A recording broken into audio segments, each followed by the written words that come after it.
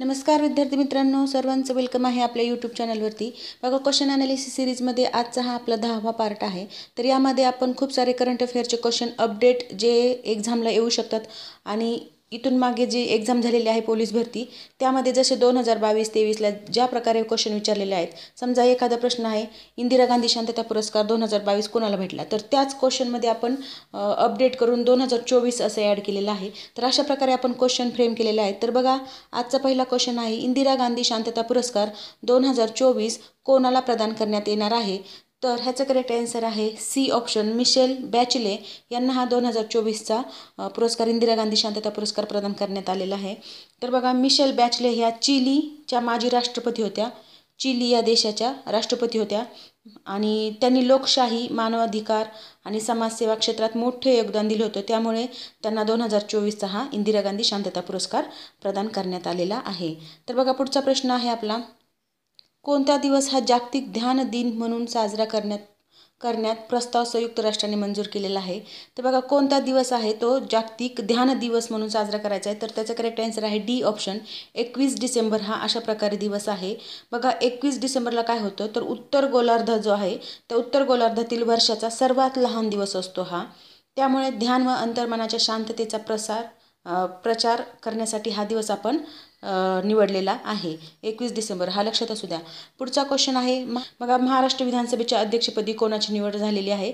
तर 2022ला राहुल नार्वेकर होते, परंतु सध्या जे आता काल परवा नियुक्त झालेले आहेत त्यांचं नाव मला तुम्ही कमेंट बॉक्समध्ये सांगणार आहात. पुढचा प्रश्न पाहूया, कोणत्या देशातील असद कुटुंबाची 50 वर्षाची सत्ता संपुष्टात आली आहे. तर ह्याचं करेक्ट आन्सर आहे डी ऑप्शन, सीरिया.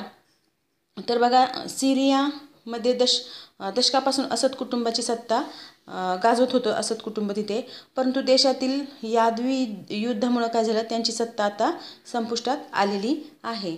तर नेक्स्ट क्वेश्चन आहे आपला, अंडर-19 आशिया क्रिकेट कप 2024 विजेतेपद कोणी पटकावलेले आहे. तर 2024चं विजेतेपद कोणी पटकावलं, ह्याचं करेक्ट आन्सर आहे ए ऑप्शन, बांगलादेशने अशा प्रकारे हे विजेतेपद पटकावलेले आहे.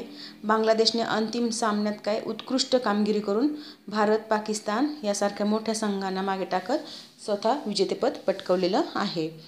पुढचा प्रश्न पाहूया, पहिले गुगल सेफ्टी इंजिनियर सेंटर कोठे स्थापन करण्यात येणार आहे. तर ह्याचं करेक्ट आन्सर आहे डी ऑप्शन, हैदराबाद येथे अशा प्रकारे हे गुगल सेंटर स्थापन करण्यात येणार आहे. हैदराबाद हे भारतातील एक मोठं IT केंद्र पण आहे, म्हणूनच गुगलने सेफ्टी इंजिनियर सेंटर येथील तंत्रज्ञानाच्या विकासासाठी स्थापन करण्याचा निर्णय घेतलेला आहे. नेक्स्ट क्वेश्चन पाहूया, आंतरराष्ट्रीय भ्रष्टाचार विरोधी दिन कधी साजरा करण्यात येतो. तर ह्याचं करेक्ट आन्सर आहे 9 डिसेंबर. 9 डिसेंबरला आंतरराष्ट्रीय भ्रष्टाचार विरोधी दिन साजरा करण्यात येतो. बघा, संयुक्त राष्ट्रसंघाने 9 डिसेंबरला भ्रष्टाचार विरोधी दिन म्हणून जाहीर केलं होतं, जेणेकरून जागतिक स्तरावर भ्रष्टाचार रोखण्याबाबत जागरूकता निर्माण होईल. या हेतूने अशा प्रकारे 9 डिसेंबरला जागतिक भ्रष्टाचार विरोधी दिन म्हणून घोषित केलेला आहे. बघा, पुढचा प्रश्न आहे, भारताचे पहिले गृहमंत्री कोण. तर ह्याचं करेक्ट आन्सर आहे सरदार वल्लभभाई पटेल, म्हणजे 3 नंबरचं ऑप्शन आपल्या इथे करेक्ट आहे. सरदार वल्लभभाई पटेल हे भारताचे पहिले गृहमंत्री आणि उपपंतप्रधान पण होते. त्यांनी देशाच्या एकात्मतेसाठी महत्त्वाची भूमिका बजावली होती. बघा, पुढचा प्रश्न आहे, महाराष्ट्रातील केळी उत्पादनासाठी प्रसिद्ध ठिकाण कोणते. तर केळी उत्पादनासाठी महाराष्ट्रातील प्रसिद्ध ठिकाण आहे जळगाव, म्हणजेच 3 नंबरचा पर्याय आपला बरोबर आहे. तर जळगाव जिल्हा हा केळीचे शहर म्हणून पण प्रसिद्ध आहे, कारण येथे मोठ्या प्रमाणावर केळीची लागवड केली जाते. नेक्स्ट क्वेश्चन आहे, पुढचा प्रश्न पाहूया, बहिर्वक्र आरशामुळे मिळणारी प्रतिमा कशा स्वरूपाची असते. तर बहिर्वक्र आरशामुळे मिळणारी प्रतिमा जी असते ती आभासी आणि वस्तूपेक्षा लहान, म्हणजेच पहिलं ऑप्शन आपल्या इथे करेक्ट आहे, आभासी आणि वस्तूपेक्षा लहान असते. तर ही आभासी बहिर्वक्र आरशामध्ये काय होतं, प्रकाशाची किरणे पसरतात आणि ज्यामुळे प्रतिमा लहान आणि आभासी दिसते. पुढचा प्रश्न पाहूया, ध्वनीची निर्मिती डॅश डॅशमुळे होते. तर ध्वनीची निर्मिती वस्तूच्या कंपनामुळे होते, म्हणजेच पहिलं ऑप्शन आपलं इथे बरोबर आहे. ध्वनी ही एक काय ऊर्जेचे एक स्वरूप आहे बघा, जी एखाद्या वस्तूच्या कंपनामुळे निर्माण होते आणि त्याचा प्रसार पण कंपनामुळेच होत असतो. बघा, पुढचा प्रश्न आहे, पुढीलपैकी कोणता गतीचा प्रकार नाही. तर ह्याचं करेक्ट आन्सर आहे डी ऑप्शन, स्थलांतरणीय गती हा गतीचा प्रकार नाही. परंतु गतीचे कोणते कोणते प्रकार आहेत. मग गतीचे प्रकार बघा, कंपन गती आहे, नंतर दोलन गती आहे, नंतर स्थानांतरणीय गती देखील आहे, परंतु स्थलांतरणीय गती हा गतीचा प्रकार नाही. नेक्स्ट क्वेश्चन पाहूया. बंदुकीची सोडलेली गोळी लाकडाच्या ओंडक्यात कोणत्या गोष्टीमुळे घुसते? तर ह्याचं करेक्ट आन्सर आहे 2 नंबरचा ऑप्शन, संवेगामुळे अशा प्रकारे लाकडाच्या ओंडक्यात बंदुकीची गोळी घुसते. आता गोळीचा उच्च संवेग बरोबर काय असतं, मास गुणिले व्हेलॉसिटी असल्यामुळे ती लाकडात सहजरित्या घुसते. पुढचा प्रश्न पाहूया. ध्वनी ऊर्जेचे प्रसारण कशाच्या स्वरूपात होते? तर ध्वनी ऊर्जेचे प्रसारण अणुतरंग म्हणजेच पहिलं ऑप्शन आपल्या इथे करेक्ट, त्यालाच काय म्हणतो आपण, लॉन्जिट्युडनल वेव्ज. पुढचा प्रश्न आहे. गाडीच्या सर्च लाईटमध्ये कोणता आरशाचा वापर करतात? तर त्याचं करेक्ट आन्सर आहे 2 नंबरचं उत्तर, अंतर्वक्र आरसा याचा वापर आपण इथं करतो. अंतर्वक्र आरसा प्रकाश किरणांना एकत्र करून त्यांचा सरळ किरण तयार करतो, त्यामुळे सर्च लाईटसाठी तो उपयुक्त ठरत असतो. नेक्स्ट क्वेश्चन पाहूया. चुकीची जोडी शोधायची आहे आपल्याला. तर बघा ह्यातली चुकीची जोडी कोणती आहे? तर बघा पहिला आहे दूरदर्शक दूरच्या वस्तू पाहणे, म्हणजे दूरदर्शकचा वापर दूरच्या वस्तू पाहण्यासाठी केला जातो, म्हणजे हे बरोबर आहे. दुसरा आहे संयुक्त सूक्ष्मदर्शक रक्तपेशी पाहणे, म्हणजे रक्तपेशीचं निरीक्षण करण्यासाठी आपण संयुक्त सूक्ष्मदर्शकाचा वापर करतो, म्हणजे ते पण करेक्ट आहे. आणि तिसरा आहे परावर्तित दूरदर्शक चलचित्रपट. तर हे कसं आहे, रॉंग आहे, म्हणजे चुकीची जोडी आपली 3 नंबरचं पर्याय. आणि परावर्तित दूरदर्शक भिंगे व आरसे यांचा उपयोग हे देखील कसं आहे, बरोबर आहे. परावर्तित दूरदर्शक चित्रपट पाहण्यासाठी नाही तर दूरच्या वस्तू स्पष्ट पाहण्यासाठी आपण त्याचा वापर करत असतो, म्हणून ते चूक आहे. पुढचा प्रश्न पाहूया. आईन्स्टाईनचे वस्तुमान ऊर्जा समीकरण डॅश डॅश हे आहे. वस्तुमान ऊर्जा समीकरण काय आहे? तर त्याचं पहिलं उत्तर करेक्ट आहे. E बरोबर mc² हे त्याचं समीकरण आहे. E म्हणजे काय तर वस्तुमान, m म्हणजे काय तर मास आणि प्रकाशाचा, C म्हणजे काय प्रकाशाचा वेग. अशा प्रकारे हे त्याचं समीकरण आहे. पुढचा प्रश्न पाहूया आता. डॅश डॅश अनावश्यक गतीज ऊर्जा म्हणतात. डॅश डॅशला अनावश्यक गतीज ऊर्जा म्हणतात. तर अनावश्यक गतीज ऊर्जा कशाला म्हणतात? त्याचं करेक्ट आन्सर आहे पहिलं नंबरचं ऑप्शन, गतिमान अवस्थेमुळे वस्तूस प्राप्त झालेल्या ऊर्जेस आपण अनावश्यक गतीज ऊर्जा असं म्हणतो. नेक्स्ट क्वेश्चन आहे. जर एखाद्या वस्तूवर कोणतेही बाह्य असंतुलित बल कार्यरत नसेल तर ती वस्तू तिच्या विराम अवस्थेत राहते. हे न्यूटनचा कोणत्या गतिविषयक नियमाचे उदाहरण आहे? तर बघा एखादी दगड आहे मोठा आणि त्या दगडाला जर आपण धक्का नाही दिला किंवा टच पण नाही केलं तर तो आहे त्याच जागेवर राहतो, म्हणजेच हे कशाचा नियम आहे तर तो आहे जडत्वाचा नियम. म्हणजेच गतिविषयक हा पहिला नियम आहे, जडत्वाचा नियम. परंतु इथे ऑप्शनमध्ये पहिला नियम असं पर्याय नसल्यामुळे एक ऑप्शन खोडा आणि त्याच्या जागेवर पहिला नियम असं करून घ्या. हा जडत्वाचा नियम म्हणजे पहिला नियम आहे.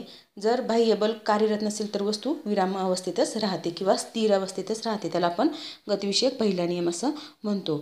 पुढचा प्रश्न आहे. अणूच्या केंद्रकात प्रोटॉन व न्यूट्रॉन या कणांना एकत्रित ठेवणाऱ्या बलास डॅश डॅश असं म्हणतात. तर बघा काय म्हणतात ह्याला? ह्याचं करेक्ट आन्सर आहे 3 नंबरचं उत्तर, केंद्रकीय बल असं म्हणतात याला. तर केंद्रकीय बल म्हणजेच हे कसं असतं, खूप शक्तिशाली असून ते प्रोटॉन आणि न्यूट्रॉनना एकत्र बांधून ठेवण्याचं काम करत असतं. नेक्स्ट क्वेश्चन आहे. स्टेनलेस स्टील म्हणजे डॅश डॅश या धातूंचे मिश्रण होय.